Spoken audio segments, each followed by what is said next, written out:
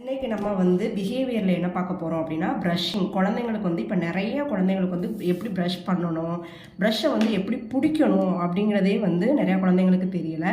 அதை எப்படி பண்ணலாம் அப்படிங்கிறத ஈஸியான மெத்தடில் சொல்லி கொடுக்குறேன். இப்போ இதுதான் வந்து நம்மளுடைய வாய். காலையில் எழுந்திரிச்சோன்னா நம்ம வாயில் ஃபுல்லாக என்ன இருக்கும்? பூச்சி. இப்போ இந்த பூச்சி நம்ம எப்படி விரட்டணும்? ப்ரஷ் பண்ண போகிறோம். ப்ரஷ் பண்ணலாமா? வாங்க. Brush, brush, brush, brush your teeth.